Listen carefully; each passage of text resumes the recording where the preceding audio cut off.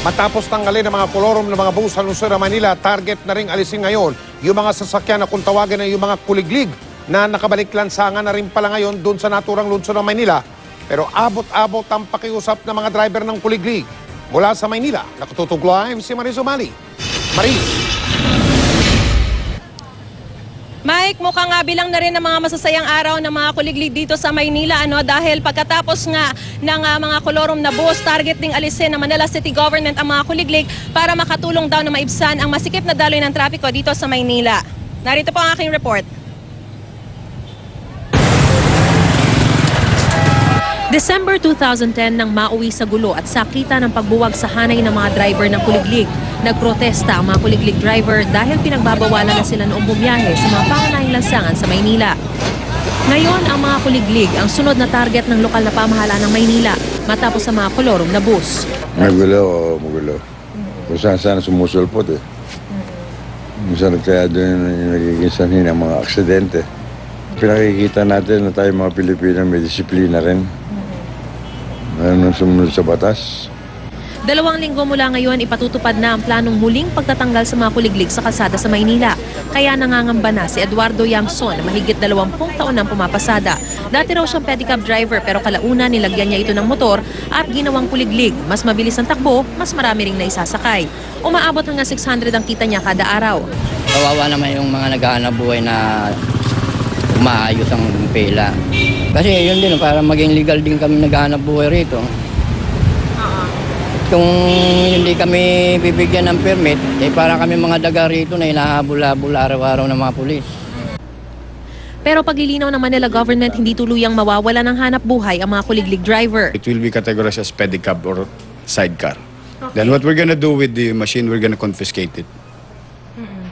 Tapos, ano mangyayari?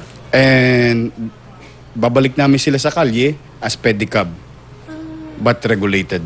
Magpapalabas ng notice sa Manila government kung kailan sila dapat magparehistro sa City Hall. I-issuehan din ng sticker at marker at ilalagay rin sa ayos kung saan kalye pwedeng dumaan, pumarada at kumuha ng pasahero. Construction na lang. Sana wag iban lahat ng mga naghahanap buhay, kuliglig, sidecar, pamotor. Bakit? Kasi mga mahirap yan. Kung ibaba niyan, may isang pamilya ang mabubuto. Pati ang mga sumasakay ng kuliglig, hati ang reaksyon. Malaking tulong sa empleyado, yung mga kuliglig na yan. Bakit? Kasi pag bumabaha, wala namang masakyan. Bumabaha rin kasi dito eh.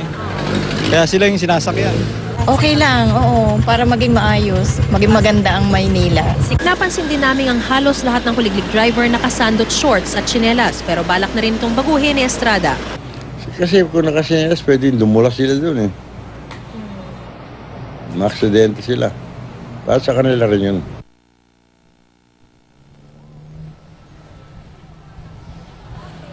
Mike, narito ako ngayon sa Vito Cruz. Ngayon ay Pablo Ocampo Street na at kung makikita nyo ay maayos namang nakapila itong mga kuliglig. At kasama nila rito yung mga pedicab, meron ding tricycle. At sabi nila hindi naman daw sila nakakagulo sa daloy ng trapiko dahil nga isang linya lamang yung kanilang inokupa at hindi naman sila dumadaan sa mga main thoroughfares kundi sa mga side street lamang. Pero hindi may iwasang maisip na nakakadagdag pa rin sila sa pagsisikip ng daloy ng trapiko. Kasi kung titignan mo, itong kalsada na ito dapat 4 lanes ito. Dalawang lanes papunta doon sa Taft Avenue at 2 lanes dapat papunta sa Rojas Boulevard. Pero sa ngayon, isang lane lamang ang naookupa o nagagamit ng mga papunta sa Rojas Boulevard dahil naookupa nga ng mga kuliglig drivers itong isang linya. Hindi pa masasabi kung mananatili sila rito, depende pa sa magiging desisyon ng Manila government. Mike? Medyo okay pa yung mga driver ng kuliglig dyan o baka na, dahil nandyan ang GMA ngayong gabi, Maris, sapagkat marami nagre-reklamo na yung mga kuliglig, pati na yung mga pedicab o tricycle, nagka-counterflow doon sa mga daan na one-way, sinasalubong. Maris?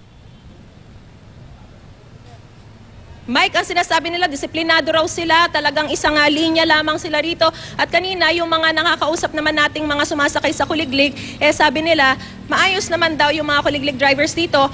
Hindi lang natin na-tsempohan yung mga inirereklamo naman ng iba na talagang sila yung nakakasikip o sila yung nagka-counterflow na sila yung nakakapagpalala ng sitwasyon ng trapiko dito sa Maynila. Mike? Okay, sa huling-huli na lang, sandali na lang, Maris. Ulitin natin kung saan yan lugar na yan, kung saan disiplinado yung mga driver ng kuliglig. Maris, dyan sa lungsod ng Manila, saan yan? Malapit sa Taft Avenue?